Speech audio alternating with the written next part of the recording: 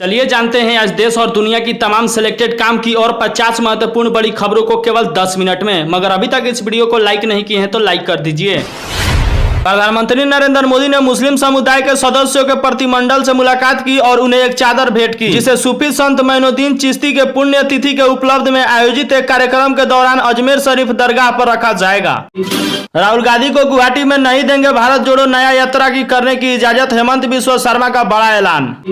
लोकसभा चुनाव 2024 को लेकर कांग्रेस और एआईएमआईएम ने अपनी तैयारी शुरू कर दी है। सीमांचल की सियासत अब गरमाने वाली है। जहां एक तरफ राहुल गांधी की यात्रा शुरू होने वाली है तो वहीं दूसरी तरफ किशनगंज में ओवैसी की यात्रा शुरू होने वाली है। मुख्यमंत्री योगी आदित्यनाथ ने राम भक्तों के लिए बड़ा ऐलान किया है। मुख्यमंत्री ने लोगों को अयोध्या आने के लिए न्योता दिया है। कहा 22 जनवरी के बाद रामलला के दर्शन के लिए अयोध्या आइए। अगर विधायक सांसद के जरिए आते हैं तो यहाँ की सारी खर्चा जनप्रतिनिधि उठाएगी।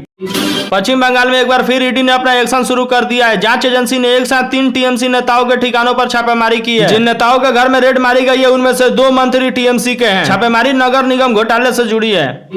रामलला की दीवानगी ऐसी कि 400% तक महंगा हुआ हवाई सफर, 30,000 रुपए तक पहुंचा अयोध्या का फ्लाइट टिकट। गोवा में एक कलयुग मां ने अपने 4 साल के मासूम बेटे की गला घोटकर हत्या कर दी थी। इस मामले में नया खुलासा हुआ है। कॉफ सिरप पिलाया, तकिए से घोट दिया दम। गोवा मर्डर केस में पुलिस ने किया बड़ा खुलासा। अग्निवीरों के लिए बड़ी खुशखबरी सामने आ गई। अग्निवीरों को सेवा काल खत्म होने के बावजूद आपात स्थितियों में पुनः इस्तेमाल को लेकर रक्षा मंत्रालय को सुझाव मिले हैं। इन पर विचार किया जा रहा है। 2026 से पहले इस पर बड़े निर्णय लिए जाने की संभावना है, क्योंकि अग्निवीर के पहले बैच का कार्यकाल उस दौरान खत्म होगा। मौजूदा नियम के तहत 4 साल सेवा काल पूरा करने के बाद अग्निवीरों को अधिकतम 25% को सेना में अस्थायी जगह मिलेगा। अन्य 25% या इससे ज्यादा अग्निवीरों की सेवाएं खत्म हो जाएगा। सेवा पूरी होने के वक्त इसमें से ज्यादातर आयु 25 साल के करीब होगी। हालांकि पुलिस और अर्धसैनिक बलों समेत राज्य सेवाओं में रोजगार की कई अवसर मिलेगी, लेकिन सेवाओं के लिए भी उनका आपत्तिकाल महत्व बन रहा है। लेकिन 2026 से पहले इसके बारे में निर्णय लिए जाने की संभावना है। भारत की अर्थव्यवस्था तेज रफ्तार से आगे बढ़ रही है। इस कारण रेटिंग एजेंसियों से लेकर अन्य वैश्विक संस्थाएं भारत की उज्जवल भविष्य का अनुमान जता रही है। वहीं प्रधानमंत्री नरेंद्र मोदी कह चुके हैं कि अगले कुछ वर्षों में भारत विश्व की सबसे तीसरी बड़ी अर्थव्यवस्था बन जाएगी। लेकिन वर्ल्ड बैंक की आय समूह वाली लिस्ट में हम आज भी बहुत पीछे हैं। इंडिया गठबंधन में सीट बंटवारे पर अभी तक पेंच फंसा हुआ है। कई दलों ने लोकसभा सीट पर दावेदारी ठोक दी है। नंबर गेम भी बिगड़ता हुआ नजर आ रहा है। इस बीच नीतीश कुमार ने सीट बंटवारे पर अपनी पहली बयान दिया है। नीतीश कुमार का कहना है कि सीट बंटवारा समय आने पर हो जाएगा, अभी चिंता की कोई बात नहीं है। आगामी लोकसभा चुनाव को देखते हुए औषधीन के पार्टी ने तैयारियां शुरू कर दी है। हालांकि किसके साथ मिलकर चुनाव लड़ेंगे इसका कोई निर्णय नहीं लिया गया है। वहीं पार्टी के नेता आसिम वाकर ने बीजेपी को छोड़कर किसी भी दल से संगठन करने की बात कही है। मुंबई एयरपोर्ट पर 40 करोड़ की कोकिंग संग पकड़ी गई 21 साल की लड़की बड़ी सफाई से बैग में छिपाई थी। कांग्रेस अल्पसंख्यक की ओर से राम मंदिर प्राण प्रतिष्ठा का न्योता ठुकराने के बाद कांग्रेस पार्टी में असंतुष्ट फैलने लगा है। कोटा के यूथ कांग्रेस के पूर्व प्रदेश सचिव और वर्तमान में देहात कांग्रेस मीडिया प्रभारी कुंवर सिंह चौधरी ने विरोध के रूप में कांग्रेस छोड़ दी है। उन्होंने कहा है कि जिस कांग्रेस में भगवान राम की आस्था नहीं है, उसकी नीति में बैर है, उस पार्टी में दम घुटने लगा है। देश भर में करोड़ों लोग खाना पकाने के लिए गैस सिलेंडर का इस्तेमाल करते हैं। हर दूसरे महीने गैस सिलेंडर खाली हो जाता है, जिसे बुक करने पर हैकर भरा हुआ सिलेंडर लेकर घर पहुंचता है। गैस सिलेंडर को लेकर कई ऐसी जानकारियां हैं जो बहुत कम लोगों को ही पता होती है। इसी तरह के काफी कम लोगों को ही पता होगा कि गैस सिलेंडर का भी बीमा होता है। यानी जो गैस सिलेंडर आपके किचन में रखा हुआ है, उससे अगर आपको या आपके परिवार को कोई नुकसान होता है तो आपको पैसा भी मिलता है। गैस सिलेंडर पर 10 लाख रुपए का बीमा होता है। यानी अगर गैस सिलेंडर फट जाता है तो आपको 10 लाख रुपए तक मिलता है। देश भर में गैस सिलेंडर फटने के कई ऐसे मामले सामने आए हैं जिसमें कई लोगों की मौत हो जाती है, वहीं कई लोग घायल हो जाते हैं। सिलेंडर फटने के चलते मकान भी काफी ज्यादा नुकसान हो जाता है। तो आप सतर्क रहें और जल्दी से जल्दी बीमा कहीं ना कहीं किसी भी साइबर में जाकर करवा सकते हैं, जिसके लिए आपको केवल 252 रुपए देना है साल में एक बार। बीजेपी आम चुनाव से पहले 22 जनवरी को अयोध्या के राम मंदिर में होने वाली प्राण प्रतिष्ठा को लगातार तीसरी जीत का माध्यम मान रही है। ऐसे में वो इस मौके पर किसी भी तरह की ढिलाई नहीं चाहती है। बीजेपी पार्टी अगले 3 महीने तक इसी बहाने पूरे देश में ऐसा माहौल बनाना चाहती है कि बीजेपी को कहीं भी किसी तरह की चुनौती न मिले और विपक्षी का मनोबल उठने से पहले ही दब जाए। उसे लग रहा है कि इंडिया गठबंधन एक सीट पर एक उम्मीदवार देने की कोशिश कर रहा है। ऐसे में पार्टी इन तमाम सीटों पर जीत के लिए 50% की वोट की बाधा करना चाहती है, क्योंकि ऐसा न किया तो इंडिया गठबंधन हाथाईबाजी छीन सकती है। खुद पीएम मोदी ने इस आम चुनाव को हल्के में न लेकर पार्टी कार्यकर्ताओं को कम से कम 50% वोट पाने की टारगेट दिया है। इन्हीं कवायदों के मद्देनजर में बीजेपी को लगता है कि इस बार राम मंदिर से निकला आशीर्वाद उसे काम आएगा। जियो यूजर यूएस और यूआई ट्रिप पर कर सकेंगे इंटरनेट का इस्तेमाल। जियो ने पेश किया नया इंटरनेशनल रोमिंग प्लान।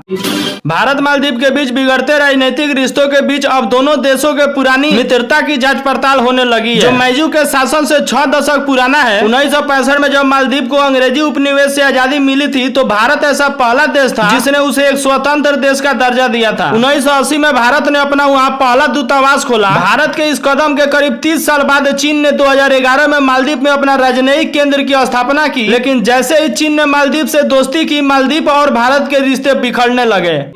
अगर आप सोना चांदी खरीदने के बारे में सोच रहे हैं तो आप बिल्कुल भी समय व्यर्थ ना करें, क्योंकि सोने चांदी का रेट दिन पर दिन बढ़ता ही जा रहा है। अगर बात करें देश के राजधानी दिल्ली के सराफा बाजार में तो आज सोने का रेट 24 कैरेट वाला 62,233 रुपया प्रति तोला पर बिक रहा है। इसके अलावा 23 कैरेट वाले सोने का कीमत 62,083 रुपया प्रति तोला पर बिक रहा है। वहीं अगर बात करें 22 कैरेट वाले सोना के तो इसका दाम है 57,057 रुपया प्रति तोला। वहीं अगर 18 कैरेट वाले सोने का दाम देखा जाए तो 46,750 रुपया प्रति तोला पे बिक रहा है। इसके अलावा 14 कैरेट वाले सोने का दाम 36,465 रुपया पर है। वहीं अगर आज का रेट चांदी का देखा जाए तो 71,328 रुपया प्रति किलो पे बिक रहा है।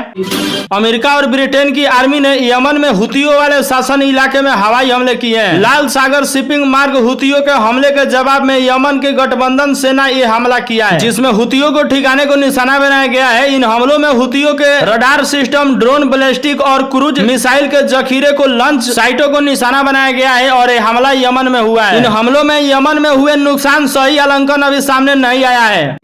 राम मंदिर पर बयानबाजी का सिलसिला लगातार जारी है। इस बीच असदुद्दीन अवैसी का नया बयान सामने आया है। उन्होंने सवाल उठाया है कि अगर 6 दिसंबर नहीं होता तो क्या होता। अवैसी ने कहा कि हम अपने स्टैंड पर कायम है, आप अपना तो बताइए। 920 करोड़ में बनी प्रगति मैदान टनल रोड का 18 महीने में ही हुआ कबाड़ा। स्थिति यह है कि टनल में पानी के रिसाव के कारण यह ड्राइवरी के लिए सेफ नहीं मानी जा रही है। इसके साथ ही पानी के रिसाव के कारण टनल में किया गया आर्ट वर्क खराब हो गया है। सोनिया गांधी, मल्लिकार्जुन खड़गे और अधीर रंजन चौधरी की ओर से राम मंदिर का न्योता ठुकराए जाने पर भारतीय जनता पार्टी जहां कांग्रेस की घेराबंदी में जुटी हुई है, तो वहीं अब कांग्रेस पार्टी के भीतर से भी आवाज उठने लगी है। लक्ष्मण सिंह ने कहा है कि इसका नुकसान होगा और चुनाव में ही इसका नतीजा दिख जाएगा। उन्होंने पार्टी को यह भी याद दिलवाया कि पूर्व प्रधानमंत्री राजीव गांधी ने ही ताला खुलवाया था। हजारों करोड़ों की लागत से बना अटल सेतु मुंबई को नवी मुंबई से जोड़ेगा। देश की आर्थिक राजधानी मुंबई के लिए यह पुल नई जीवन रेखा बनेगा। वहीं बुनियादी ढांचे के क्षेत्र में यह भारत का विकास की नई इमारत है। प्रधानमंत्री नरेंद्र मोदी कल मुंबई में देश के सबसे लंबे समुद्री पुल अटल सेतु को जनता को समर्पित किए। इसी के साथ वे नासिक में 27वें राष्ट्रीय युवा महोत्सव में शामिल हुए। पीएम मोदी 30,500 रुपए से अधिक की विकास परियोजनाओं को भी शुभारंभ किए। ट्रांजैक्शन फेल होने के बाद जब व्यापारी ने पेमेंट मांगा तो फर्जी अधिकारी ने अपना रोब झाड़ते हुए कहा कि बाजार में दूसरी स्थानों की जांच करनी है, वापस लौट कर आता हूं तो देता हूं आपको पैसा। फर्जी इनकम टैक्स के झांसे में फंसाकर शोरूम संचालक ने अपने सोने चांदी दे दिए। पूरा मध्य प्रदेश में उसकी खोजाई हो रही है। 2,10,000 की सोने चांदी लेकर गायब हो गया। राम मंदिर के उद्घाटन को लेकर जहां एक और राजनीतिक बयानबाजी जोर पर है, तो वहीं भारतीय मुसलमान भी इस घटनाक्रम में करीबी से नजर बनाए हुए हैं। कई मुसलमानों का यह भी मानना है कि राम मंदिर का उद्घाटन कोई धार्मिक कार्यक्रम नहीं है, बल्कि बीजेपी का राजनीतिक कार्यक्रम है। उनका कहना है कि इससे भारत में निष्पक्ष विचारधारा वाले लोगों का आत्मविश्वास कम हो रहा है। बिहार के उप मुख्यमंत्री सह स्वास्थ्य मंत्री तेजस्वी यादव कल रात 1 बजे सदर अस्पताल के स्वास्थ्य व्यवस्था को जायजा लिया। इस दौरान आधा दर्जन से अधिक सुरक्षा गार्ड सोए हुए अवस्था में पाए गए। वहीं सदर अस्पताल में रात 3 चिकित्सक ड्यूटी पर पाए गए। बंद मिला दवाई का काउंटर, वहीं इमरजेंसी में ईसीजी मशीन नहीं रहने पर तेजस्वी यादव ने नाराजगी जताई है। कई वर्षों से सुरक्षा एजेंसी को चकमा देकर नकली नोट की तस्करी के मामले में फरार चल रहे आईएसआई एजेंट तहसीन उर्फ मोटा को यूपी एटीएस ने मुजफ्फरपुर से गिरफ्तार किया है। तहसीन 2002 में पाकिस्तान में पान कत्था मसाला बेचने गया था। इसके बाद वह आईएसआई के साथ मिलकर फेक करेंसी और ड्रग्स की भारत में सप्लाई करने लगा। पीएम मोदी के 11 दिनों तक अनुष्ठान रहने पर राम जन्मभूमि के तीर्थ क्षेत्र के मुख्य पुजारी आचार्य सत्यदेव दास ने कहा है कि अच्छा है कि प्रोटोकॉल जानते हैं। अयोध्या में 22 जनवरी को होने वाले कार्यक्रम से पहले बयानबाजी तेज हो गई है। विपक्षी दलों की ओर से लगातार बयानबाजी हो रही है। इसी कड़ी में पश्चिम बंगाल की मुख्यमंत्री ममता बनर्जी ने कहा है कि लोकसभा चुनाव से पहले राम मंदिर का बड़ा हथकंडा है। मैं अल्लाह की कसम खाकर कहती हूँ, जब तक मैं हूँ हिंदू मुसलमान के नाम पर बंटवारे नहीं होने दूंगी। ममता ने कहा है कि कुछ लोग कह रहे हैं कि मैं माफियाओं की नेता हूँ, जनता मेरी नेता है, मैं उनकी कार्यकर्ता हूँ। नेशनल कॉन्फ्रेंस के अध्यक्ष और जम्मू कश्मीर के पूर्व मुख्यमंत्री फारूकी अब्दुल्ला ने राम मंदिर उद्घाटन से पहले बड़ा बयान दिया है। उन्होंने कहा है कि अयोध्या में राम मंदिर का प्राण प्रतिष्ठा समारोह देश में मुसलमान समुदाय के खिलाफ नफरत को कम करने का मार्ग प्रदर्शन करेगा। अब्दुल्ला ने कहा है कि उन्होंने हमेशा भगवान राम की दिल से प्रशंसा की है।